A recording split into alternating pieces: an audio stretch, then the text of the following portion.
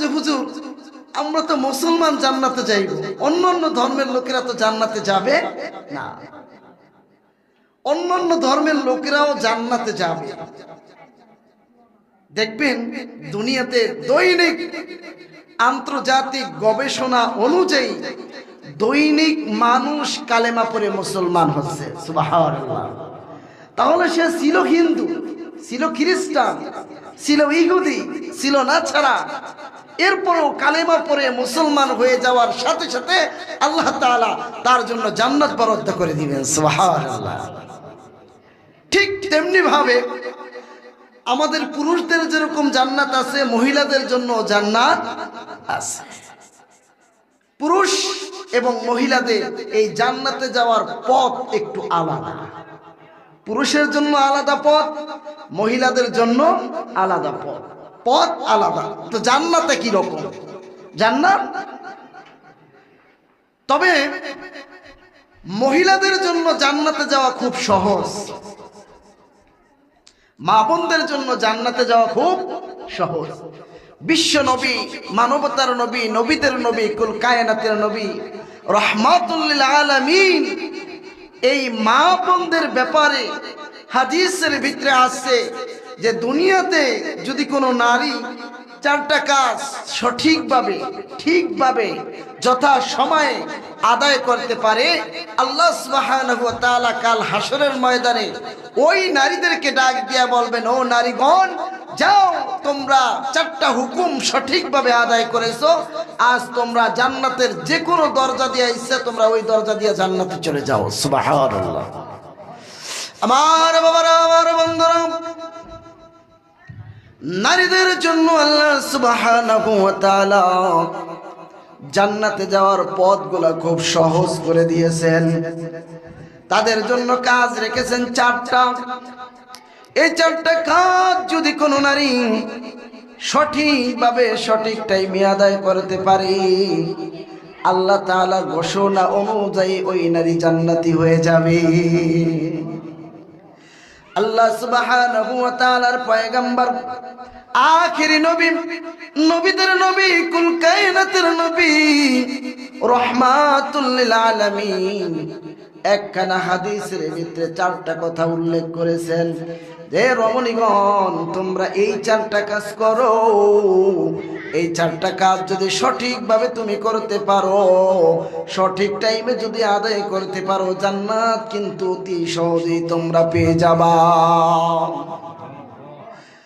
আল্লাহ রাসূলের সাহাবা হযরত আনাস রাদিয়াল্লাহু তাআলা আনহু বর্ণনা করেন, আনাস রাদিয়াল্লাহু তাআলা আনহু قال قال رسول الله صلى الله عليه وسلم। আনাস রাদিয়াল্লাহু তাআলা আনহু বর্ণনা করেন, রাসূলুল্লাহ সাল্লাল্লাহু আলাইহি ওয়াসাল্লাম ইরশাদ করেন, আল মারআতু ইযা সাল্লাত খামসাহা, যে নারী দুনিয়াতে চারটা কাজ করতে পারবে, এই নারীদের চারটা কাজের ভিতরে এক নম্বর কাজ দিলেন আল মারআতু ইযা সাল্লাত খামসাহা। সময় মতো কোন নারী যদি সময় মতো 5 ওয়াক্ত সালাত আদায় করে, 5 ওয়াক্ত সালাত কোন নারী যদি সঠিক টাইমে আদায় করতে পারে, এই নামাজ, আমার মা বোনেরা, অনেক আছে 5 ওয়াক্ত নামাজ সঠিকভাবে আদায় করে কিন্তু সময় মতো পড়ে না। ও আমার মা, ও আমার কলিজার টুকরা বোন, এই 5 ওয়াক্ত নামাজের ব্যাপারে পুরুষদের জন্য যেরকম ফরজ, তোমাদের জন্য একইভাবে ফরজ। পুরুষের জন্য যেরকম সময় মতো নামাজ আদায় করা ফরজ, তোমাদের জন্য নামাজ সময় মতো আদায় করা ফরজ, ঠিক কিনা? কারণ পুরুষের জন্য যে আইন, নারীদের জন্য একই আইন। আমার বাবারা, আমার বন্ধুরা, ও আমার পদ্মার অন্তরালের মা, ও আমার কলিজার টুকরা বোন, গভীর মনোযোগ দিয়া শুনে যাও। আজকের এই আলোচনাটা হয়তো তোমার জীবনটাকে পরিবর্তন করে দিতে পারে, ঠিক কিনা? কারণ কোরআন এমন একটা ঔষধ, এমন একটা মেডিসিন, কোরআন যার ভিতরে ঢোকে আল্লাহ তাআলা ওই হৃদয়কে নূর দ্বারা আলোকিত করে দেয়। আমার মায়েরা, আমার বোনেরা, ও আমার কলিজার টুকরা বোন, আজ তুমি গভীর মনোযোগ দিয়ে শোনো। চারটা কাজ আল্লাহ সুবহানাহু ওয়া তাআলা তোমাদের জন্য দিলেন। এক নম্বরে কাজ দিলেন আল মারআতু ইযা সাল্লাত খামসাহা, সময় মতো 5 ওয়াক্ত সালাত আদায় করা। এবার মা বোনেরা 5 ওয়াক্ত নামাজ পড়ে, সময় মতো পড়ে না। যোহরের সময় রান্না বাড়ায় ব্যস্ত, আসরের সময় গল্প গুজবে ব্যস্ত, মাগরিবের সময় সন্ধ্যার কাজ নিয়ে ব্যস্ত, সঠিকভাবে নামাজ পড়ে না। এরকম মা বোন আছে না নাই? নামাজ পড়ে কিন্তু সঠিকভাবে পড়ে না। আর আল্লাহ তাআলা বললেন না না, সঠিকভাবেই পড়তে হবে। নামাজ সঠিকভাবে পড়তে হবে। সঠিকভাবে নামাজ না পড়লে ওই নামাজের ওরকম মূল্য হয় না। টাইম দেখে দেখে আজান হয়েছে, আমার সন্তান একদিকে, আমার রান্না বাড়ার কাজ একদিকে, আমার অন্য কাজ আর একদিকে, সর্বপ্রথম আমার জন্য নামাজ। কথা বলেন ঠিক কিনা? আমার বাবারা, আমার বন্ধুরা, আজ এই জায়গায় যারা উপস্থিত হয়েছো, আমার বাবারা, বাসায় যে মা বোনদেরকে বলবা তুমি তো নামাজ পড়ো, সঠিক মতো তুমি পড়ো না। না না, তোমাকে সঠিক মতো নামাজ আদায় করতে হবে। ও আমার মা, ও আমার বোন, 5 ওয়াক্ত নামাজ আল্লাহ সুবহানাহু ওয়া তাআলা তোমার জন্য ফরজ করেছেন। যেই সময় তোমার সমস্যা হয় ওই সময় আল্লাহ তাআলা রহমত দিয়া তোমার জন্য নামাজকে বন্ধ করে দিয়েছেন, ঠিক কিনা? নামাজ আল্লাহ তাআলা বন্ধ করে দিয়েছেন, কারণ তোমার কষ্টের কথা বিবেচনা করে, তোমার অসুস্থতার কথা বিবেচনা করে আল্লাহ সুবহানাহু ওয়া তাআলা বলেছেন না, এই সময় তোমার নামাজ পড়ার দরকার নাই। তুমি যেই সময় পবিত্র হও, পবিত্র অবস্থায় তুমি নামাজ কাজা করো না। কিন্তু অনেক মা বোনেরা আছে যারা সঠিকভাবে নামাজ পড়ে না। আমার মা বোনেরা খুব ভালো, তারা কিন্তু নামাজ পড়ে। তারা দেখবেন এই অন্যান্য ছোট ছোট নফল আমলের প্রতি তারা খুব গুরুত্ব দেয়। যেরকম এই যে শবে বরাত আসতেছে, আমার অনেক মা বোনেরা দেখবেন রোজা রাখি, যেটা আমরা পুরুষেরা রাখি না, ঠিক না? আমরা পুরুষেরা রাখি না, আমার মা বোনেরা কিন্তু খুব রোজা রাখে। আবার তারা দেখবেন শুধু ফরজ সালাতেই পারে না, পাশাপাশি নফল সালাত আদায়ও করে। অনেক মা বোনেরা এরকম আছে গভীর রাতে উঠিয়া তারা তাহাজ্জুদ নামাজ পর্যন্ত আদায় করে, আছে না নাই? অনেক ঘরে আছে, কারণ আমি জানি আল্লাহ বিরু সবচাইতে বেশি হলো আমার মা বোনেরা। আল্লাহ বিরু আমার মা বোনেরা সবচাইতে বেশি। আবার নামাজের ব্যাপারে উদাসীন আমার মা বোনেরা বেশি। নামাজ পড়ে, সঠিকভাবে পড়ে। আল্লাহ সুবহানাহু ওয়া তাআলার নবী, কুল কায়নাতের নবী, নবীদের নবী রাহমাতুল লিল আলামিন বলেন আল মারআতু ইযা সাল্লাত খামসাহা, সঠিকভাবে একুরেট টাইমে তুমি 5 ওয়াক্ত সালাত যদি আদায় করতে পারো, আল্লাহ তাআলা ঘোষণা করে দেন যাও নারী যাও, হাসতে হাসতে আমার জান্নাতে প্রবেশ করো। হাসতে হাসতে চলে যাও। এই জন্য আমার মা বোনদেরকে আমি বলবো, ও মা, নামাজ তো তুমি পড়ো, আজান দেওয়ার সাথে সাথে তুমি নামাজটা পড়ে নাও। এই কাজ চিরদিন কিন্তু থাকবে না। ও মা, যে সন্তানের জন্য এত কিছু তুমি করতেছো, আজ আল্লাহর হুকুম বাদ দিয়া, এই সন্তান কিন্তু তোমার কোনো কাজে আসবে না। যেই স্বামীর জন্য তুমি এত কিছু করো, এই স্বামী কিন্তু তোমার কাজে আসবে না। যেই মেয়ের জন্য তুমি এত কিছু করো গো, এই মেয়ে কিন্তু কাল হাসরে তোমার কোনো কাজে আসবে না। না না না না, একমাত্র শুধুমাত্র কবরে কিন্তু তোমাকে একাই যেতে হবে। কবরে কেউ কারো সাথে যাবে না। কাল হাসরের ময়দানে মাগো, তোমার একটা নেকির জন্য যখন তুমি দৌড়াইবা, ওই সময় তোমাকে কেউ পরিচয় দিতে চাইবে না, ঠিক কিনা?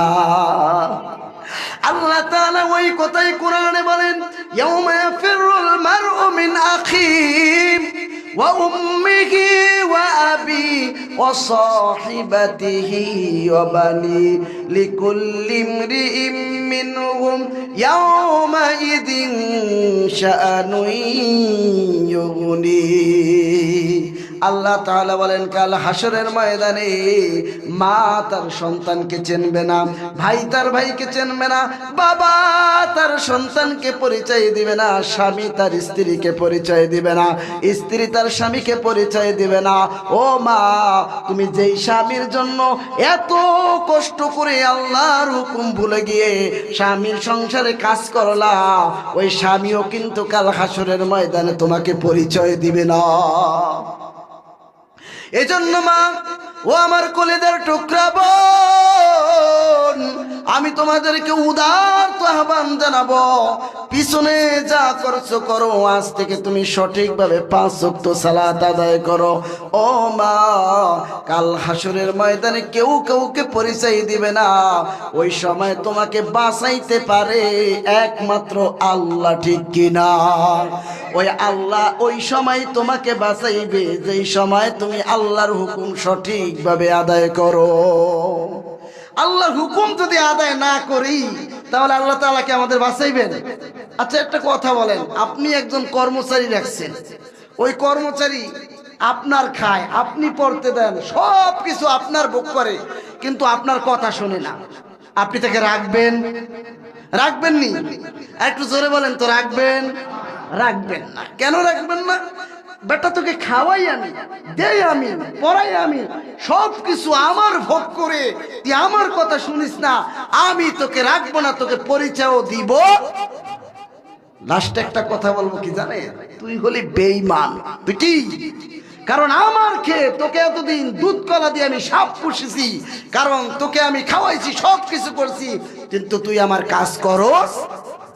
আমার মায়েরা, আমার বোনেরা, ও আমার পদ্মার অন্তরালের মা, আজ তুমি যত কিছু তোমার সংসারের জন্য করো গো, কাল হাসরের ময়দানে আল্লাহকে খুশি না করতে পারলে আমার মালিক কিন্তু তোমাকে পরিচয় দিবে না। আমার মালিক কাল হাসরের ময়দানে বলবে, সৌখান সৌখান লিমান গায়রাবাদ, যা যা দূর হ, দূর হ। বারবার তাগিদ দেওয়ার পরেও আমি আল্লাহর হুকুম তুমি পালন করো নাই, আজ আমার দ্বারে তোমার কোনো জায়গা হবে না। এজন্য মাদেরকে বলবো, মা, আল মারআতু ইযা সাল্লাত খামসাহা, 1 নম্বরে 5 ওয়াক্ত সালাত আদায় করো। কয় ওয়াক্ত সালাত? ধরে কয় ওয়াক্ত? মা বোনদের জন্য 5 ওয়াক্ত, আপনাদের জন্য কয় ওয়াক্ত? শুক্রবার দিন কয় ওয়াক্ত? শুক্রবার দিন 5 ওয়াক্ত। অনেকের তো 1 ওয়াক্ত, অনেকের শুক্রবার 1 ওয়াক্ত। 1 ওয়াক্ত আসে একেবারে সকাল থেকে ফ্রেশ হয়, ফ্রেশ হয়ে যায় নামাজ একটা কান্দে নিয়া আতর উত্তর মাইখা, এরপর আয়া পাশে যারা নিয়মিত মুসল্লি এরাও সাইড পায়, এরাও সাইড পায় না। মানে এত এত ইবাদত গুজারি লোক, এত ভালো লোক সব সামনে এসে কাতার দিয়ে বসে, ঠিক কিনা? এই যে দেখবেন আজ মাহফিলে খুব কম সংখ্যক লোক, আপনারা এই মাহফিল শবে বরাতের রাতের দিন আইসেন, দেখবেন জিলাপি আছে, মিষ্টি আছে, এরপরে আপনার বিস্কুট আছে, আছে না নাই? আবার মোলস শরীফও আছে। আসবে তাড়াহুড়া কইরা, খুব হামতাম কইরা আসবে, জামা কাপড় খুব ভালোটা পরে আসবে, আইসা কোন রকম সেজদা কয়টা দিয়া বলবে, হুজুর তাড়াতাড়ি মিলাদ পড়ান, আমাকে ঘুমায় ফজরের নামাজ কিন্তু পড়তে হইব, এই মাসালা দিব, ঠিক কিনা? এই বান্দা করে ফজরের নামাজে আপনি পাবেন না, কারণ তারা আসবে, তারা মূলত আসছে শবে বরাতের রাত্রে। বলছে যে শবে বরাত মানে ভাগ্য লিখনের রাত্রি, এই রাত্রে যাই, আমাদের ভাগ্যে যদি আজকে মিষ্টি খাই, জিলাপি খাই, দিলে হারা বছরই ভালো খাইতে পারি, নাউজুবিল্লাহ। এই ভাইবা তারা আসে, দেখবেন ছোট ছোট বাচ্চা করেও নিয়ে আসে, কারণ জিলাপির ভাগ আছে না, ওই বাচ্চারও যেই ভাগ, বড়দেরও একই ভাগ, ঠিক কিনা? ভাগের বেলা তো সব এক, ঠিক কিনা? ইবাদতের বেলায় এক হয় না। বড় বড় মুসল্লি আসে। আমার মায়েরা, আমার বোনেরা, বাবারা, মূলত হাসানের উদ্দেশ্য আমার ছিল না, আসানোর জন্য আমি কোনো কথা বলি না বাবা। গভীর মনোযোগ দিয়ে শোনো, নারীদের জান্নাতে যাওয়ার জন্য 4টি কাজ। 1 নম্বরে দিলেন সালাত। 1 নম্বরে কি? যার ভিতরে নামাজ নাই ওই ব্যক্তি যত ইবাদত করে, যত নেক আমল করে, ওই নেক আমল কোনো কাজে আসবে না, কোনো কাজে। এক নারী, সে নামাজ পড়ে না কিন্তু স্বামীর খেদমত করে, আমানত রক্ষা করে, টাকা আছে, স্বামীর সাথে হজে যায়, মাঝে মাঝে হজও করে, কিন্তু নামাজ পড়ে না, কোনো লাভ হবে না। কেন লাভ হবে না? এর কারণটা কি? কারণ নামাজ না পড়লে, যেই স্বামী নামাজ পড়ে স্ত্রী নামাজ পড়ে না, নামাজ বিশ্বাসও করে না, এরকম স্ত্রী আছে না নাই? নামাজ পড়তে চায় না, নামাজ পড়তে চায় না, নামাজ পড়েও না, নামাজের প্রতি দৃঢ় বিশ্বাসও। বরং ওই যুবকের উচিত শরিয়াত ভাবে তাকে তালাক দেওয়া। তালাক না দিলেও বিনা তালাকে স্ত্রী তালাক হয়ে যায়। কারণ যে স্ত্রী নামাজকে অস্বীকার করলো, ওই স্ত্রীর সাথে সাথে কাফের হইয়া গেল।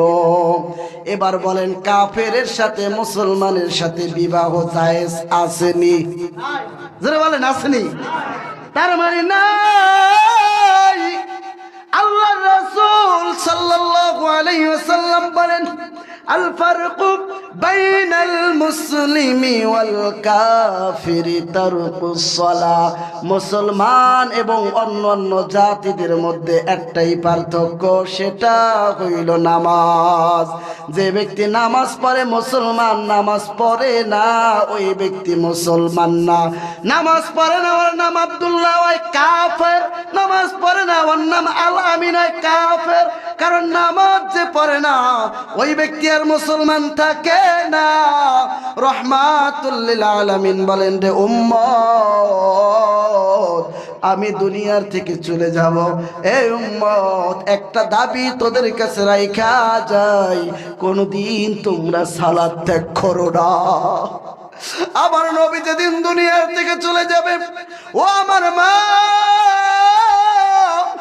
ও আমার কলিজার টুকরা বোন, কেন আমি তোমাদেরকে নামাজের জন্য উৎসাহিত করতেছি মাগো। আমার নবী, নবীদের নবী, কুল কায়নাতের নবী, রাহমাতুল লিল আলামিন যেদিন দুনিয়ার থেকে বাবা বিদায় নিয়ে চলে যাবে, ওই দিন যেই কয়টা কথা তার জবান থেকে বের হয়েছে, তার ভিতরে 1 নম্বর কথা ছিল, ইয়া উম্মতি as-সালাত, ইয়া উম্মতি as-সালাত। উম্মত, সালাত ছেড়ে দিও না, সালাত ছেড়ে দিও না। যদি সালাত ছেড়ে দাও তোমরা ধ্বংস হয়ে যাইবা, তোমরা হালাক হয়ে যাইবা, তোমরা বিধর্মী হয়ে যাইবা, ঠিক কিনা? আমার বাবারা, আমার বন্ধুরা, এজন্য নামাজে বাবা গাফলতি করা যাবে না। নামাজ সঠিকভাবে আজান হয়েছে, নামাজ পড়তে চলে আসো। তুমি এই মসজিদে ভাল লাগে না আর এক মসজিদে পড়ো, মসজিদ তোমার ভাল লাগে না তুমি মাঠে বৈশা পড়ো, মাঠ ভাল লাগে না বিলে বৈশা পড়ো, বিল ভাল লাগে না ঘরের ভিতরে বৈশা পড়ো, তারপরও নামাজ নামাজ ছেড়ে দিও না, নামাজ ছেড়ে দিও না। নামাজ ছাড়া মানি তুমি ধর্মকে ছেড়ে দিলা। নামাজ ছেড়ে দেওয়া মানি ধর্ম ছেড়ে দেওয়া। কথাটা মানে আমি বানায় বলছি না। আল্লাহ রাসূল সাল্লাল্লাহু আলাইহি ওয়াসাল্লাম বলেন, উম্মত, আল ফারকু বাইনাল মুসলিমি ওয়াল কাফিরি তারকুস সালাহ। নামাজ হলো তোমার আসল পরিচয়। তুমি নামাজ পড়ো, তুমি আমার উম্মত। যে নামাজ পড়ে না ওই ব্যক্তি আমার উম্মত না, ঠিক কিনা? আমার বাবারা, আমার বন্ধুরা, ও আমার পদ্মার অন্তরালের মা, এই জন্য মায়েরা আমার, তোমাদের কাজ কিন্তু বেশি না, 4টা মাত্র কাজ তোমরা করবা। 1 নম্বরে সালাত আদায় করবা। আল মারাতু ইযা সাল্লাত খামসাহা, 1 নম্বরে সালাত আদায় করবা। কেন করবা? আমাদের জীবনে গুনার কাজ আছে না নাই? খারাপ কাজ আছে না নাই? জিনা ব্যভিচার আছে না নাই? অসংখ্য গুনার কাজ আমরা করি। ও বাবা, আল্লাহ সুবহানাহু ওয়া তাআলা এই গুনাহ থেকে পরিত্রাণ পাওয়ার জন্য রাহমাতুল লিল আলামিনকে ডাক দিয়া বলেন, উতলু মা উহিয়া ইলাইকা মিনাল কিতাব। হে নবী, আমি আল্লাহ তাআলা আপনাকে একটা কিতাব দেব। কিতাব মানে কোরআন দেব। সুবহানাল্লাহ। উতলু মা উহিয়া ইলাইকা মিনাল কিতাব। আমার নবী ডাক দিয়া বলেন, আল্লাহ আপনি যে কোরআন দিবেন, কিতাব দিবেন, এই কিতাব দিয়া কি হবে? আল্লাহ সুবহানাহু ওয়া তাআলা বলেন, উতলু মা উহিয়া ইলাইকা মিনাল কিতাব ওয়া আকিমিস সালাহ। সুবহানাল্লাহ। এই কোরআনের ভিতরে সালাতের কথা থাকবে, সালাতের নিয়ম কানুন পদ্ধতি দেওয়া থাকবে। সালাত এমন একটা ঔষধ, আপনি যদি আপনার উম্মতকে সালাত আপনার উম্মতের ভিতরে প্রতিষ্ঠিত করতে পারেন, ইন্নাস সালাতা তানহা আনিল ফাহশাই ওয়াল মুনকার। নবী যখন ডাক দিয়া বলেন, আল্লাহ সালাত কায়েম করলে কি হবে? আল্লাহ তাআলা সরাসরি বলতেছেন, ইন্নাস সালাতা তানহা আনিল ফাহশাই ওয়াল মুনকার। হে নবী, যখন আপনার উম্মত সালাত কায়েম করা শুরু করে দিবে, সমাজের ভিতরে সালাত কায়েম হয়ে যাবে, পরিবারের ভিতরে সালাত কায়েম হয়ে যাবে। সালাত যখন স্পষ্টভাবে কায়েম হয়ে যাবে, ইন্নাস সালাতা তানহা আনিল ফাহশাই ওয়াল মুনকার, এই নামাজ আপনার উম্মতদেরকে সমস্ত অশ্লীল বেগায়াপনা গুনার কাজ থেকে হেফাজত রাখবে। সমস্ত গুনার থেকে হেফাজত রাখবে নামাজ। কি রাখবে? আমার মায়েরা, আমার বোনেরা, এরপরও দেখবেন এবার আপনাকে নামাজের সব কাজ থেকে, গুনার কাজ থেকে বিরত রাখবে। এবার আপনার নামাজ হয়েছে কিনা আপনি কিভাবে বুঝবেন? একটা ফর্মুলা আছে না নাই? অনেকে বলে, হুজুর নামাজ পড়ি, নামাজ হয় কিনা বুঝুম কিনা? আমি বলবো, হ্যাঁ, আল্লাহ সুবহানাহু ওয়া তাআলা বোঝানোর জন্য কোরআনে আয়াত দিয়েছে। আল্লাহ তাআলা বললেন, ইন্নাস সালাতা তানহা আনিল ফাহশাই ওয়াল মুনকার। তোমার যদি নামাজটা হয়ে যায়, তাহলে তোমার ভিতর থেকে ফাহিশা কাজ দূর হয়ে যাইব, গীবাত শিকায়েত দূর হয়ে যাইব, অশ্লীল বেহায়াপনা দূর হয়ে যাইব। আমার মায়েরা, আমার বোনেরা, ও আমার কলিজার টুকরা বোন, আমি তোমাকে বলছি, ও আমার বোন, তুমি 5 ওয়াক্ত সালাত পড়ো। 5 ওয়াক্ত সালাত পড়ার পরেও যদি দেখো আরেক ঘরের মহিলার বদনাম তোমার জবান থেকে বের হয়, 5 ওয়াক্ত সালাত পড়ার পরেও যদি তোমার জবান থেকে গীবাত বের হয়, ভেবে নিবা তোমার সালাত এখন তোরই কবুল হয় নাই। নামাজ পড়ে গীবাত করে, আছে না নাই? মসজিদে এসে সেজদা দেয়, অনেক মুসল্লি আছে না ভাই? মসজিদে আসে, সেজদা দেয়, সবার আগেই আসে, মসজিদ থেকে বাইর হয়ে যায়, এরপরে কার নামে গীবাত আছে বলা শুরু করে। এরকম মুসল্লি 2-4 জন আছে না নাই? আবার মসজিদে আসে, মসজিদে আইসা রাজনীতি করে, মসজিদে আইসা সমাজনীতি করে, এরকম মুসল্লি আছে না নাই? মসজিদে 5 ওয়াক্ত নামাজ পড়ে, বিলে যায় আরেকজনের আইল ঠেলে, এরকম মুসল্লি আছে না নাই? নিজের সম্পত্তি 10 করা ছাগল পালে 10টা, এই ছাগলগুলা খেতে ছাইরা দেয়, আর 5 ওয়াক্ত নামাজ পড়ে, আছে না নাই? আমার মনে হয় আমি ভুল কইছি। আমাদের দেশে খুব আছে, হয়তো আপনাদের দেশ আছে। ও মাশাআল্লাহ, তাহলে এর থেকে বাহির হয়ে আসতে হবে, ঠিক কিনা ভাই?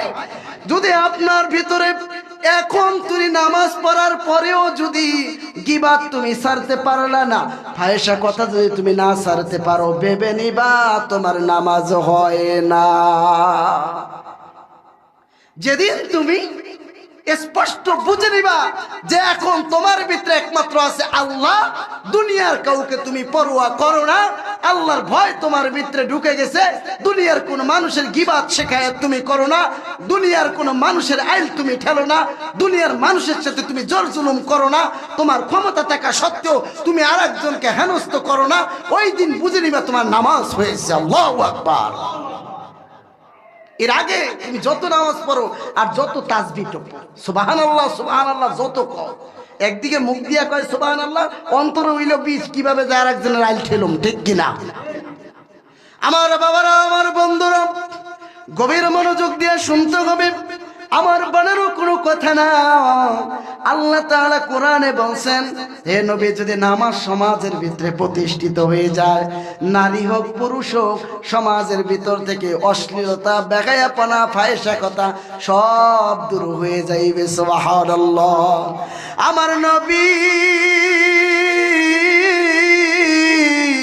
যেই সময় ওই তায়েববাসীদেরকে দাওয়াত দিতেন, ওই তায়েববাসী মানতো না। না মানার কারণে তায়েববাসীরা কিন্তু আগে ইসলাম পান নাই। নবী মক্কায় আসার পরেও মক্কার লোকের আগে ইসলাম পায় নাই, ইসলাম পাইছে মদিনার লোক, ঠিক কিনা? এর কারণ হয়েছে না মানার কারণে আজ তোমাদের সামনে কোরআন আসলো। এই কোরআন যদি তুমি না মানো বাবা, এই কোরআনের কসম করে বলি রে মুসলমান, কোনদিন তুমি শুধরাতে পারবে। তার মানে কোরআন মানতে হবে, আর কোরআন মানতে হলে আয়াত বিশ্বাস করতে হবে। বিশ্বাস যদি তুমি করো, তাহলে আজ থেকে সঠিকভাবে 5 ওয়াক্ত সালাত পড়ব, অন্য অন্য যত ফাহিশা কাজ আছে সব কিছু দিল থেকে বাদ দিয়া দিব। পারবেন তো ইনশাআল্লাহ? আল্লাহ তাআলা কবুল করুক, সকলে বলি আমিন। তাহলে মেয়েদের ব্যাপারে বলছিলাম, মা বোনদের ব্যাপারে। জান্নাতে যাওয়ার জন্য 4টা রাস্তা। 1 নম্বরে হলো সালাত আল মারাতু ইযা সাল্লাত খামসাহা। 2 নম্বরে দিলেন ওয়াসামাত শাহরাহা। 2 নম্বরে বললেন 30টা রোজা আমাদের উপরে ফরজ করে দিয়েছেন একজন, তিনি কি? আর জোরে বলেন, তিনি কে? আল্লাহ তাআলা পুরুষদের জন্য যেরকম ফরজ করেছেন, নারীদের জন্য একইভাবে ফরজ করে দিয়েছেন। এই 30টা ওয়াসামাত শাহরাহা, রমজান মাসে 30টা রোজা রাখতে হবে। ও মা, আমার বোন, তুমি যদি তোমার সমস্যার কারণে রোজা না রাখতে পারো, আল্লাহ তাআলা বিধান রেখেছেন পরে তুমি এই রোজা কাজা করে দিবে, কোনো কাফারা দিতে হবে। কিন্তু পুরুষদের বেলায় কিন্তু রোজা ভাঙলে কাফারা আছে না নাই? তাহলে নারীদের বেলায় আল্লাহ তাআলা সহজ করে দিলেন কেন? আল্লাহ তাআলা চান নারীরা সবার আগে জান্নাতে যাক। এই জন্য না মা বোনদের জন্য আল্লাহ তাআলা সহজ করে দিলেন, কোনো কাফারা রাখলেন না। বরং পুরুষ যদি একটা রোজা ইচ্ছাকৃতভাবে ভাঙে, তাহলে 60 দিন পর্যন্ত একাধারে রোজা রাখার কাফারা আছে না নাই? 60 জন মিসকিনকে ভরপুর খাওয়াইতে হবে, কাফারা আছে না নাই? কিন্তু নারীদের বেলায় দিলেন না। নারীদেরকে বললেন তোমাদের কষ্টটা আমি বুঝি, এজন্য আমি আল্লাহ তাআলা তোমাদেরকে সহজ করে দিলাম। ও নারী, ওয়াসামাত শাহরাহা, তোমরা রোজা রাখো, তোমরা সিয়াম পালন করো, সিয়াম সাধনা করো। যে আইন আছে, নিয়ম আছে, কানুন পদ্ধতি যা আছে, এগুলা মানিয়া তারপর তোমরা সিয়াম সাধনা করো। যদি তোমরা করতে পারো, আমি আল্লাহ তাআলা বিনা হিসাবে জান্নাত দান করে দিব। আমার মা, আমার বোন, তাহলে 1 নাম্বার গেল সালাত, 2 নাম্বারে সিয়াম। কিন্তু এই সিয়ামের ব্যাপারে আমাদের অনেকটা দুর্বলতা আছে। অনেক বাবারা আছেন মেয়েকে রোজা রাখতে দেয় না, এরকম বাবা আছে না নাই? মেয়ের বয়স 13 বছর, 14 বছর, 15 বছর, মেয়েকে রোজা রাখতে দেয় না, মাও দেয় না, বাবাও দেয় না। কারণ মেয়ের শরীর ভাঙ্গা যাইব, এই জন্য, ঠিক কিনা? আপনাদের কাছে আমার প্রশ্ন, মেয়ের শরীরের গঠন দিয়েছে কি? আল্লাহ আল্লাহ তাআলা যদি চান একটা মানুষকে মুহূর্তের ভিতরে অকেজ বানায়া হারাইতে পারেন, ঠিক কিনা? আমার মা ও আমার বাবারা, কোনোদিন তোমরা এই কাজ করবা না। বরং তোমার মেয়ে যেই কয়টা রোজা রাখতে পারে তাকে রোজা রাখতে উৎসাহিত করো ছোট কাল থেকে। যেই সময় তার 7 বছর 8 বছর হয়, ওই বয়স থেকে তুমি রোজা রাখার প্র্যাকটিসটা করাও। অনেকে করায় না, অনেকে করায় না, বলে ছোট মেয়ে ছোট মেয়ে, সামনে বিবাহ শাদীর একটা ব্যাপার আছে, এই মুহূর্তে যদি গাল চোপা ভাঙ্গা যায় তাহলে একটু সমস্যা আছে। এরকম পরিবার আছে না নাই? আমি মনে হয় কি এটা বানায় গেছি, বাস্তবতা বাস্তব। আমার নিজের কানে শোনা, আরে এই বসে কি রোজা রাখে না, এই বসে কি রোজা রাখে। আমার বাবারা, আমার বন্ধুরা, ও আমার কলিজার টুকরা মা, তোমাকে আমি উদ্দেশ্য করে বলছি, তোমার সন্তান যদি রোজা না রাখে, তার উপরে রোজা ফরজ ছিল, যদি না রাখে, আর তুমি মা রোজা রাইখা তাহাজ্জুদ পড়ো, এই মেয়ে তোমার কলিজা বাড়াইয়া লাথি দিয়া কাল হাসরের ময়দানে তোমার বুকে ধরিয়া তারপর জাহান্নামে নিয়ে যাব। বলি নাউজুবিল্লাহ। অভাব থাকবে না, আমলের কোনো অভাব নাই।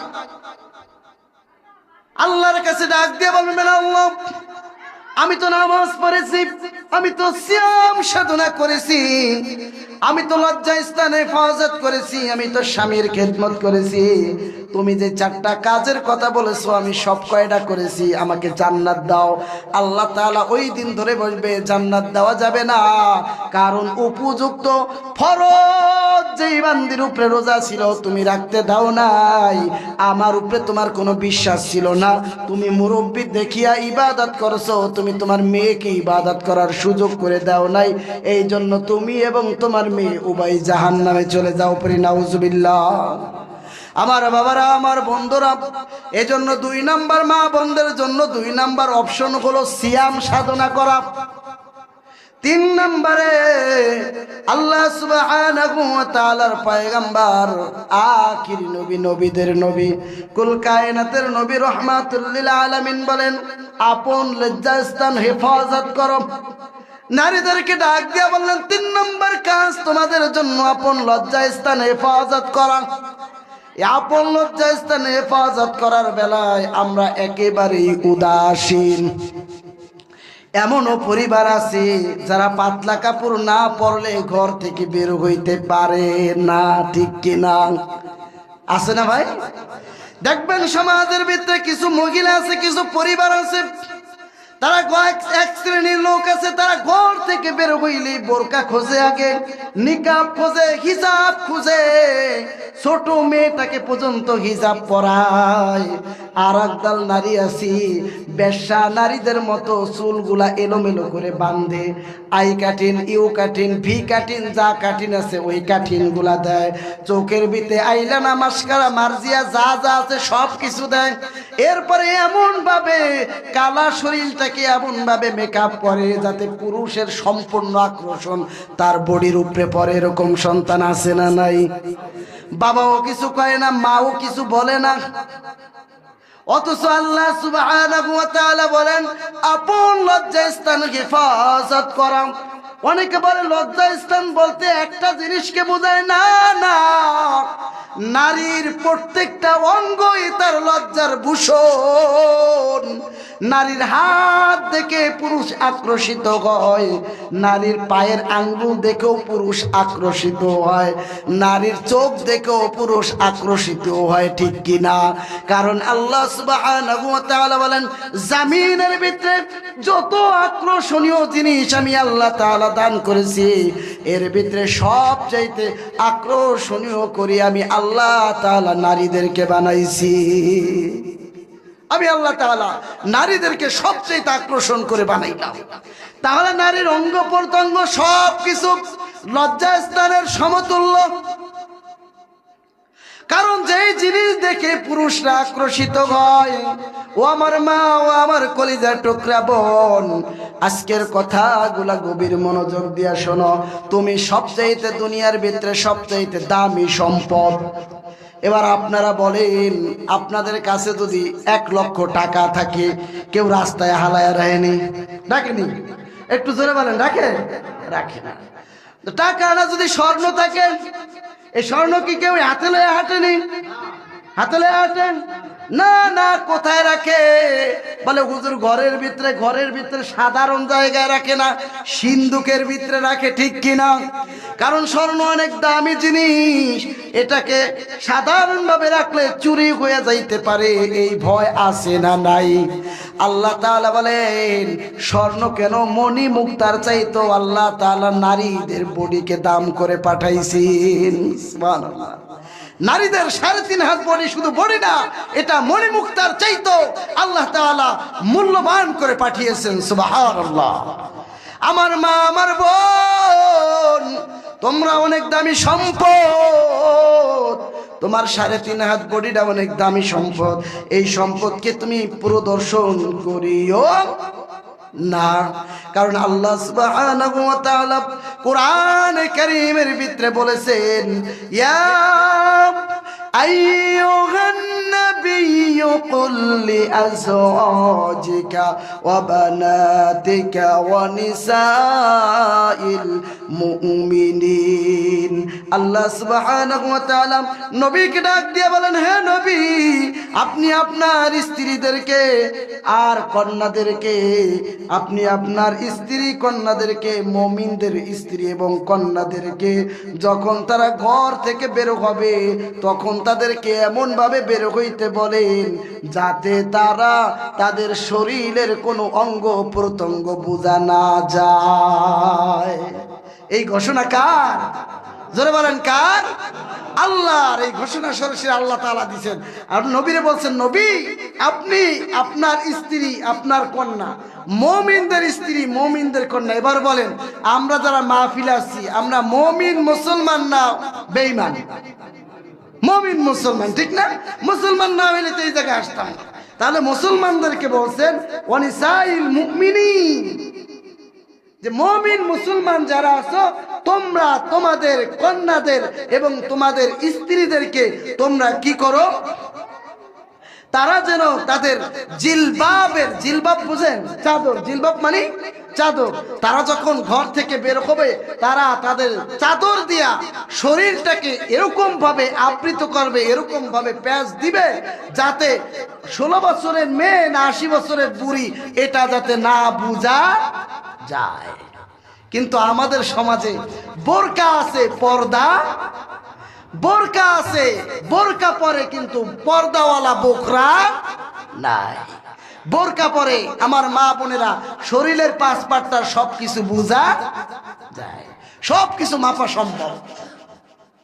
এরকম বোরকা আছে না নাই? আমার বাবারা, আমার বন্ধুরা, ও আমার মা, এই পর্দার বোখরা যদি তোমার কাছে মডেল হয়ে যায়, তুমি এটাকে যদি মডেল, মডার্ন হিসাব মনে করো, আল্লাহর কসম করে বলি জাহান্নামে যাওয়ার জন্যই একটা বোরকাই যথেষ্ট। ঠিক কিনা?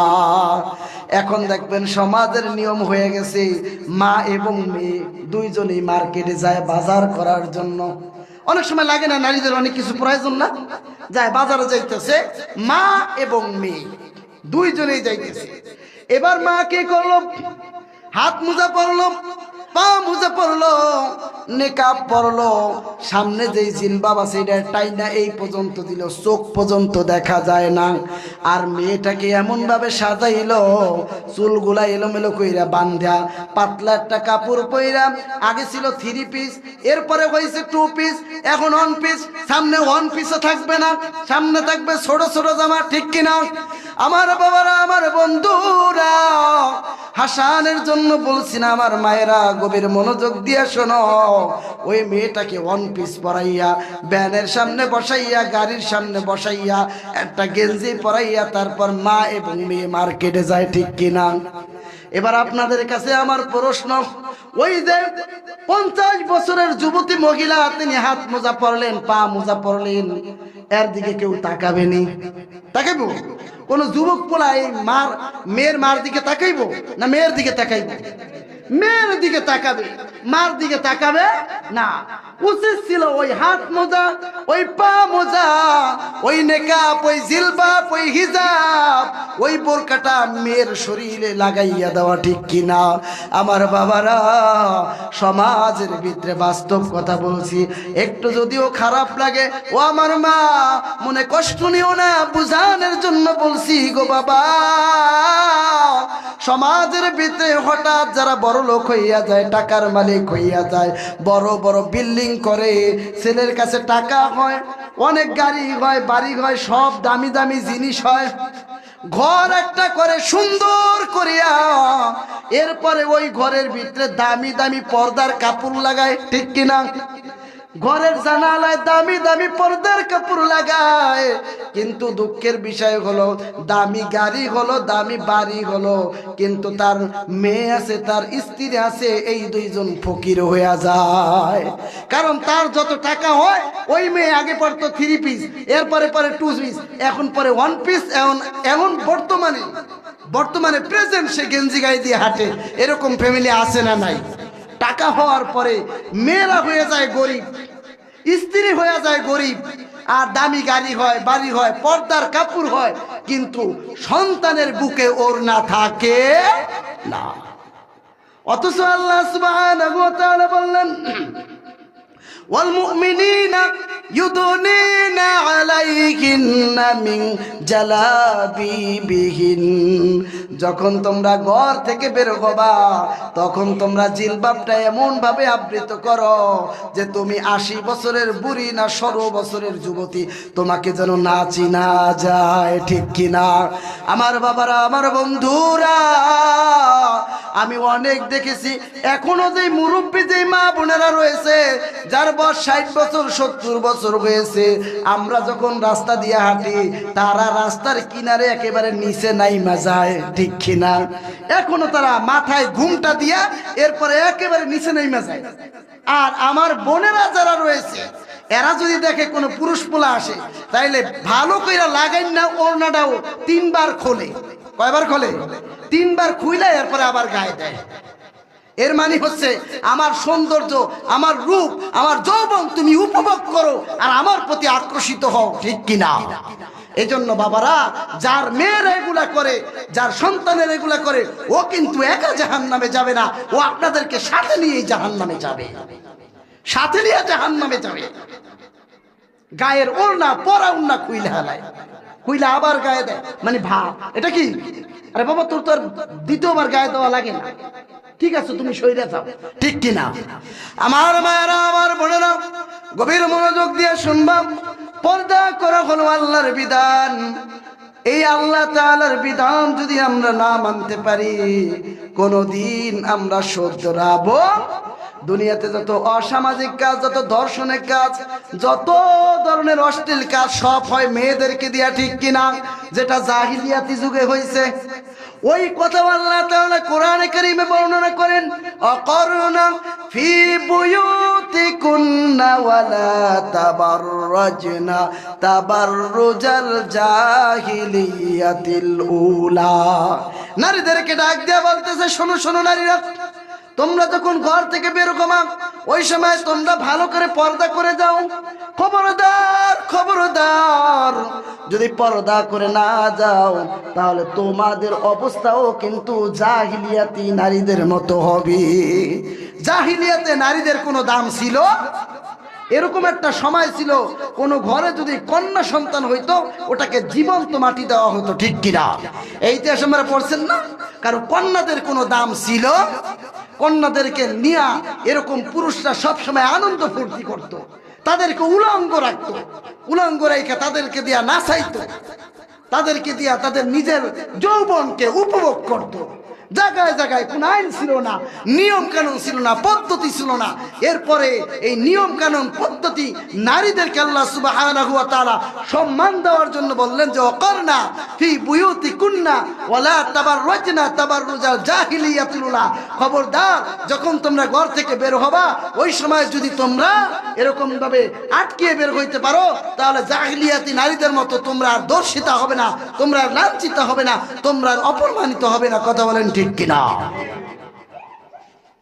যারা করতেছে এই কাজগুলো, যারা করতেছে ওটা আমারই বোন, ঠিক না?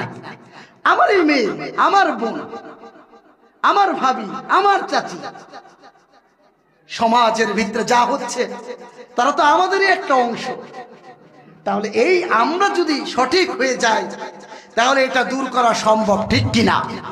আর আল্লাহ সুবহানাহু ওয়া তাআলা এর জন্য বললেন কোরআনে কারিমে নারীদের জন্য 4টা অপশন দিলেন। 3 নাম্বার দিলেন আপন লজ্জাস্থানে হেফাজত করা।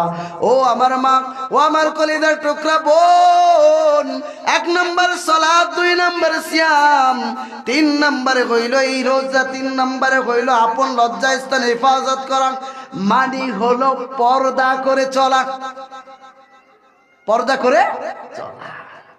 এখন মাদ্রাসা যায় বোরকা পরে, হিজাব পরে, কিন্তু পাশের বাড়ি বিবাহের অনুষ্ঠান, ওই জায়গায় যায় মেকআপ করে। কি যায়? মেকআপ করে, চুল মুল উদলা করে। আছে না নাই? পাশের বাড়িতে বিয়া, ওই বিয়ায় যায় মেকআপ করে। মেকআপ তো বোঝেন, লাল নীল কালো হলুদ মেকআপ করে। এই হলো তাদের পর্দা। আল্লাহ হেফাজত করুন, সকলে বলি আমিন। আমার মায়েরা, আমার বোনেরা, 4 নাম্বার অপশন দিলেন আল্লাহ রাসূল সাল্লাল্লাহু আলাইহি ওয়াসাল্লাম। 4 নাম্বার অপশনে বললেন ফুরুজাহা ওয়া আহসানাত ফারুজাহা তথা ওয়া আতাআত বালাহা। আল্লাহ রাসূল সাল্লাল্লাহু আলাইহি ওয়াসাল্লাম বললেন তোমরা আপন স্বামীর খেদমত করো। কোন স্বামীর? আপন স্বামীর। কোন স্বামীর? জোরে বলেন, কোন স্বামীর? আর একটু জোরে বলতে হবে, কোন স্বামীর? আপন কেন বললেন? এখন তো স্বামী কয়েক ধরনেরও আছে, ঠিক কিনা? ভাই বিবাহ করে পুটুস লন্ডন, আছে না নাই? ভাইয়ের আরেকজন যে ভাই আছে দেওর, এই যে দ্বিতীয় স্বামী, এরকম ফ্যামিলি আছে না নাই? কয়েকদিন পরে ভাই বিদেশ থেকে আইসা দেখে ভাই ওই বউ আর নাই, বউ হয়ে গেছে ছোট ভাইয়ের বউ। কথা বলেন ঠিক কিনা? আপন স্বামীর খেদমত করার কথা বলছে। কত ব্যালেন্স পূর্ণ ইসলাম। কোন জায়গায় কি লাগবে তা দিয়ে আল্লাহ তাআলা কোরআনকে নাযিল করেছেন। সুবহানাল্লাহ। আপন স্বামীর খেদমত করার কথা বলেছে। ও আমার মা, ও আমার কলিজার টুকরা বোন, দেওর কোনোদিন আপন হয় না, দেওর কোনোদিন আপন হয় না। দুনিয়াতে যদি তোমার 1 নাম্বার শত্রু থাকে সেটা হলো তোমার দেওর। সেটা কি? তোমার এই দেওর থেকে হেফাজত থাকতে হবে। আবার অনেকে মনে করে দেওর হলো ছোট ভাই, আছে না নাই? আবার অনেকে মনে দেওর হলো আমার সন্তানের মতো। সমাজের ভিতরে যত অসংগতি কাজ হয় এটা পারিবারিক ভাবেই হয়, পারিবারিক ভাবেই শুরু হয়। ভাবিকে নিয়ে মার্কেটে, ভাবিকে নিয়ে রেস্টুরেন্টে, ভাবিকে নিয়ে পার্কে, ভাবিকে নিয়ে একটু ঘোরাঘুরি, ভাবিকে নিয়ে ওই বাড়িতে, ভাবিকে মোটরসাইকেলের পিছনে বসায়া ওই বাড়িতে। আরে ভাই, ও তো পুরুষ, কথা বলেন ঠিক কিনা? ও তো আর ইউসুফ আলাইহিস সালাম না যে নারীদের দিকে তাকাইবে না। কথা বলেন ঠিক কিনা? আমরা তো পুরুষ জাতি। আমার বাবারা, আমার বন্ধুরা, গভীর মনোযোগ দিয়ে শুনতে হবে। আল্লাহ রাসূল সাল্লাল্লাহু আলাইহি ওয়াসাল্লাম এই জন্য আল্লাহ রাসূল সাল্লাল্লাহু আলাইহি ওয়াসাল্লাম এই জন্য বলছেন যে আপন স্বামীর খেদমত করো, আপন স্বামীর খেদমত করো। আপন স্বামীর জন্য আল্লাহ তাআলা তোমার কাছে যা বরাদ্দ রেখেছে ওই জিনিসগুলা তুমি হেফাজত করো। স্বামী ক্লান্ত হয়ে আছে, 1 গ্লাস পানি তার সামনে দাও। স্বামী দূর থেকে আসে, এমন ভাবে সাজুগুজু করো, এমন ভাবে নিজেকে প্রদর্শন করো, স্বামীর চোখ দুটো তোমার দিকে পড়তে দেরি, স্বামীর অন্তরটা খুশি হইতে যেন দেরি না হয়। এখন স্ত্রীরা ভালো ভালো পোশাক পরে, কোন জায়গায় জানেননি? ওই বাজারে গেলে ভালো পোশাক পরে, বিয়া শাদিতে গেলে ভালো পোশাক পরে, আত্মীয় স্বজনের বাড়িতে গেলে ভালো পোশাক পরে। কিন্তু স্বামীর কাছে যত নোংরা পোশাক আছে, ছিঁড়া পোশাক আছে, এই পোশাকগুলো তাদের সামনে পরে, ঠিক কিনা? যত পুরান পোশাক আছে এইগুলা পরে স্বামীর সামনে, আর যত ভালো পোশাক আছে এইগুলা পইরা দেওয়ারের সাথে ঘুরতে যাবে, ওই আত্মীয়র সাথে, হুবাতো ভাইয়ের সাথে ঘুরতে যাইবে, খালাতো ভাইয়ের সাথে ঘুরতে যাইব, মামাতো ভাইয়ের সাথে ঘুরতে যাইব। কথা বলেন ঠিক কিনা? আমার বাবারা, আমার বন্ধুরা, ও আমার কলিজার টুকরা বোন, মন খারাপ করিও না। সমাজের বাস্তব চিত্রটা তোমার কাছে আমি উপস্থাপন করতেছি, যেটা ১৫০০ বছরে রাসূলুল্লাহ সাল্লাল্লাহু আলাইহি ওয়াসাল্লাম বলে গিয়েছেন যে তুমি তোমার আপন স্বামীর খেদমত করো, স্বামীর সামনে এমন ভাবে তুমি যাও, স্বামী দেখতে দেরি যেন খুশি হইতে না দেরি হয়, কারণ স্বামী হলো একমাত্র তোমার ভরসা। একজন স্ত্রীর জন্য জামিনের ভিতরে, আসমানের নিচে জামিনের উপরে, স্ত্রীর কাছে সবচেয়ে প্রিয় ব্যক্তি, সবচেয়ে আপন বস্তু হলো তার স্বামী। কথা বলেন ঠিক কিনা? এর ছাড়া কেউ তার আপন না। এই দুনিয়ায় মেয়েদের জন্য বাবা আপন না, ভাই আপন না, ওই খালাতো ভাই আপন না, মামাতো ভাই আপন না, সবাই তোমার যৌবনের পাগল। আর একজন তোমাকে নিঃস্বার্থ ভালোবাসে, সেটা হলো তোমার স্বামী। সেটা কে ভাই? স্বামী। স্বামী একমাত্র ভরসা। অতএব স্বামীর আমানতকে খেয়ানত করা যাবে না। এবার তো বললেন হুজুর, মহিলারা তো বলবে এই হুজুরের সামনে আর আনা যাইব না, খালি আমাগরই বাস দেয়। এটা আসলে কি মহিলাদের দোষ? মহিলাদের দোষ না, আমাদের পুরুষদের দোষ আছে না ভাই? আছে না নাই? আমরা এক জায়গা থেকে আইসাই লাঠি একটা লইয়া, দাবরানি একটা দিয়া 14 গোষ্ঠী সহ একটা বকা মারি। কথা বলেন ঠিক কিনা?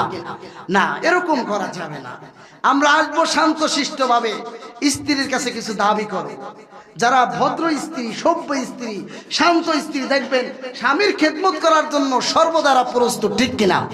অল্প কিছু মহিলা আছে এই মডার্ন যুগে, মডার্ন ফ্যামিলি, মডার্ন যুগের মডার্ন কিছু ফ্যামিলি আছে না ভাই, এরা স্বামীর সাথে, বিশেষ করে যাদের স্বামী বিদেশ থাকে, 50% ডিভোর্স। 50% কি? ডিভোর্স। আর 30% পরক্রিয়ায় জড়িত। কেউই জানে 20% ভালো আছে, 20% ভালো আছে। এই মডার্ন ফ্যামিলিগুলায়, বড় লোকের ফ্যামিলিতে এইগুলা হয়, ছোট লোকের ফ্যামিলিতে হয়, কারণ তারা ইজ্জতকে অনেক দাম দেয়, ইজ্জতকে অনেক সম্মান করে। আপনারা যারা পুরুষ রয়েছেন তাদের জন্য নাসিহা হলো, যখন স্ত্রীর সামনে যাইবেন তখন ভালো ভালো কথা বলবেন। স্ত্রীর জন্য কিছু নিয়ে যাইবেন। বাজারে গিয়েছেন, স্ত্রী কি পছন্দ করে? বেশিরভাগ দেখবেন মেয়েরা ফুচকা পছন্দ করে, ঠিক না? আচ্ছা, 50 টাকার ফুচকা তো আহামরি কোনো দাম না। 50 টাকার ফুচকা একদিন খাওয়াবেন, পাশের বাড়ির ভাবির সাথে 6 মাস পর্যন্ত চাটামি করবে, ঠিক কিনা? 6 মাস পর্যন্ত গল্প করবে, জানো আমার সকিনার বাবা আমারে ফুচকাই না খাওয়ায়। গেছেন বাজারে, গেছেন 6 মাস পরে একটা ড্রেস পছন্দ হয়েছে, 400 টাকা দিয়ে এনে স্ত্রীরে গিফট করলেন, নাও আমার পক্ষ থেকে তোমাকে এটা গিফট করলাম। দেখবেন স্ত্রী চাঁদের চাইতেও বেশি খুশি হয়ে যাবে। সুবহানাল্লাহ। জানেন না, শুধু কোন পুরুষ যদি তার স্ত্রীর দিকে তাকাইতে দেরি, সগীরা গুনাহ মাফ হইতে দেরি হয় না। সুবহানাল্লাহ। স্ত্রীর কাজে সহযোগিতা করা সুন্নাত, স্ত্রীর খেদমত করা সুন্নাত, স্ত্রীকে চুম্বন করা সুন্নাত, স্ত্রীকে খাওয়ায়া দেওয়াও স্ত্রীকে কোনো খাওয়ায়াও দেয় না, ভালোবাসে না। স্ত্রী স্ত্রীর জায়গায়, স্বামী স্বামীর জায়গায়, ঠিক কিনা? কিন্তু আমার রাসূলের আদর্শ ছিল কি দেখেন, রাসূল চমৎকার ভাবে, আচ্ছা আপনার আমার স্ত্রী একজন, আমার স্ত্রী কয়জন? আমার স্ত্রী কিন্তু একজন। আপনাদের অনেক হয়তো 2 বিয়া থাকতে পারে, 3 বিয়া থাকতে পারে। আপনি মনে করেন আল্লাহ রাসূল সাল্লাল্লাহু আলাইহি সাল্লামের 11 জন স্ত্রী ছিল। কয়জন স্ত্রী ভাই? জোরে বলেন, আরেকবার বলেন, কয়জন? 11 জন স্ত্রী ছিল। আল্লাহ রাসূল সাল্লাল্লাহু আলাইহি সাল্লাম বেশিরভাগ সময় আম্মা জান আয়েশা সিদ্দিকা রাদিয়াল্লাহু তাআলা আনহার ঘরে থাকতেন। 11 জন স্ত্রী একদিন বায়না ধরলো, সবাই আয়েশা সিদ্দিকা রাদিয়াল্লাহু তাআলা আনহার ঘরে গেলেন, যা বলতেছেন আমরা 11 জনে রেডি, আজ আপনার বলতে হবে 11 জনের ভিতরে আপনি কাকে বেশি ভালোবাসেন, কাকে বেশি ভালোবাসেন। আল্লাহ রাসূল সাল্লাল্লাহু আলাইহি ওয়াসাল্লাম তিনি বললেন আজ তোমরা চলে যাও, আগামীকাল ফজরের পরে আমি তোমাদের এই জবাব দিব। আজ আমি এই জবাব দিব না। আল্লাহ রাসূল সাল্লাল্লাহু আলাইহি ওয়াসাল্লাম এই কথা বলে তাদেরকে পাঠায়া দিলেন। রাত যখন গভীর হলো, আমার ভাই ও আমার কলিজার টুকরা বোন, গভীর মনোযোগ দিয়া শোনো বাবা। আল্লাহ রাসূল সাল্লাল্লাহু আলাইহি ওয়াসাল্লাম রাত যখন গভীর হইল, 11টা খেজুর নিল, আর একটা খেজুর নিয়া প্রথমে তিনি উম্মে সালমার ঘরে ডাক দিয়া বলেন, ও সালমা, নাও আমার পক্ষ থেকে তোমাকে আমি এই খেজুরটা দিলাম। ও সালমা, আমি তোমাকে খুব ভালোবাসি। সুবহানাল্লাহ। আবার তিনি উম্মে হাবিবার ঘরে একই কথা বললেন, এই নাও খেজুর, আমি কিন্তু তোমাকে সবচাইতে বেশি ভালোবাসি। আবার তিনি বললেন সাউদা রাদিয়াল্লাহু তাআলা আনহুর ঘরে তিনি গেলেন, বলেন সাউদা, আমি তোমাকে সবচাইতে বেশি ভালোবাসি। সুবহানাল্লাহ। যে স্ত্রীর কাছেই যান ওই স্ত্রীকে একটা করে খেজুর দেন আর বলেন, শোনো, আই লাভ ইউ, আমি কিন্তু তোমাকে সবচাইতে বেশি ভালোবাসি। Do you love me? বলে yes. Do you love me? Love too. আমিও খুব ভালোবাসি। প্রত্যেক স্ত্রীকে একটা করে খেজুর আর ভালোবাসার কথা তিনি বললেন। পরের দিন সকালে কথা মতন 11 জন স্ত্রী উপস্থিত হয়ে গেল। ওই স্ত্রীরা যখন আসছে তখন জিজ্ঞেস করলো, আজ আপনাকে বলতেই হবে কাকে আপনি সবচেয়ে বেশি ভালোবাসেন। আল্লাহ রাসূল সাল্লাল্লাহু আলাইহি ওয়াসাল্লাম ডাক দিয়ে বলেন, স্ত্রীরা রে, আমি গতকাল রাত্রে যাকে খেজুর দিয়েছি তাকেই বেশি ভালোবাসি। আমি গতকাল রাতে যাকে খেজুর দিয়েছি তাকেই সবচেয়ে বেশি ভালোবাসি। এবার সবাই তো মনে মনে খুশি, আমাকে মনে হয় ভালোবাসে। আরেকজনে বলতেছে, আমাকে মনে হয় বেশি ভালোবাসে। রাসূল কি 11 জনকে দিচ্ছেন না 10 জনরে দিচ্ছেন? জোরে বলেন, কয়জনরে দিচ্ছেন? 10 জনেই খুশি। 10 জনের ভালোবাসা রাসূলের প্রতি আরো বেড়ে গেল। যত ভালোবাসা ছিল তাদের মনের ভিতরে যে কলুষতা থাকে ওটা কেটে গেল। কথা বলেন ঠিক কিনা? এই জন্য মাঝে মাঝে স্ত্রীদের জন্য কিছু গিফট দিবেন, উপহার দিবেন, ভালো ভালো কথা বলবেন যে তোমার মতো সুজলা সুফলা পরিপাটি কোনো স্ত্রী আমি আর জগতে দেখি। একটু চাটামি করবেন, তোমার মতো সুন্দরী, তোমার মতো সুভাষিনী, তোমার মতো অষ্টাদর্শী নারী আমার চোখেও আমি দেখি। একটু মাঝে মাঝে তাদেরকে একটু বলবেন, তারা খুশি হয়। এই কথাটা বলা যাবে না ভাই? তাহলে তুমি আগে যেই ভালোবাসতো, যেই ভালোবাসাটা দিত না, এখন এই ভালোবাসাটা আপনার প্রতি বেড়ে ইচ্ছা করেই হঠাৎ করে একদিন বলবেন, এই শোনো কি, আজ দুপুরের পরে লাঞ্চের পরে আমরা মার্কেটে যাব। দেখবেন যে ওই দিন ভাত যদি অন্য দিন হয় 2টায়, ওই দিন 12টায় কমপ্লিট। কথা বলেন ঠিক কিনা? ওই দিন পুরো আগে কমপ্লিট। কি এত তাড়াতাড়ি? ওই তুমি বলছো মার্কেটে যাইবা, ভাবলাম তুমি আইসা আবার লেট করবা, এই জন্য একটু তাড়াতাড়ি করেছি। ঠিক কিনা ভাই? এদের মাঝে একটু ভালোবাসা দিবেন। নারীরা ভালোবাসার পাগল। নারীরা কি পাগল ভাই?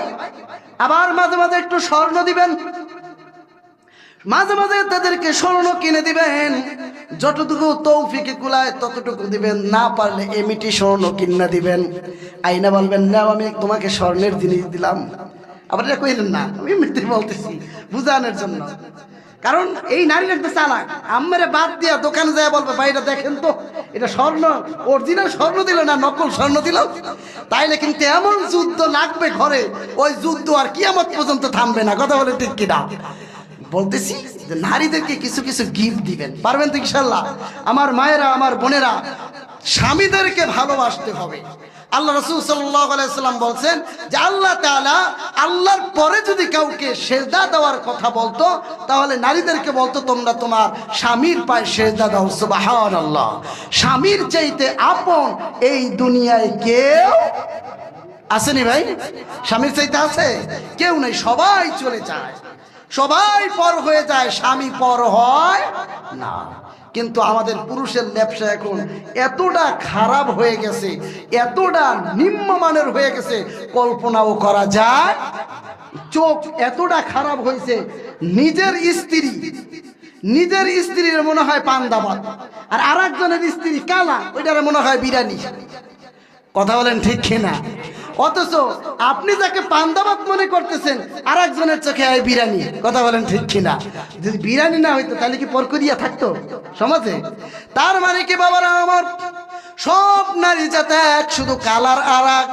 ও বাবা, তোমার স্ত্রীদেরকে নিয়ে তুমি ভালো থাকো। আমার মা বোনদেরকে বলবো, এমন ভাবে নারীদের তুমি তোমার স্বামীর খেদমত করা শুরু করে দাও, যেই খেদমতের কারণে কোনো দিন তোমার স্বামী তোমাকে ছেড়ে না যায়। আল্লাহ তাআলা কবুল করুক, পরে আমিন। আমার ভাইয়েরা, আমাদের প্রধান আলোচক, প্রধান বক্তা, প্রধান মেহমান চলে আসছে। এখন যেই আলোচনা আমি এতক্ষণ পর্যন্ত আপনাদের সামনে উপস্থাপন করেছি, আল্লাহ তাআলা আমাদের প্রত্যেককে, আমার মা বোনদেরকে আমল করার তৌফিক দান করুক। সকল বলে আমিন। আমা তৌফিক ইল্লা বিল্লাহ। আসসালামু আলাইকুম।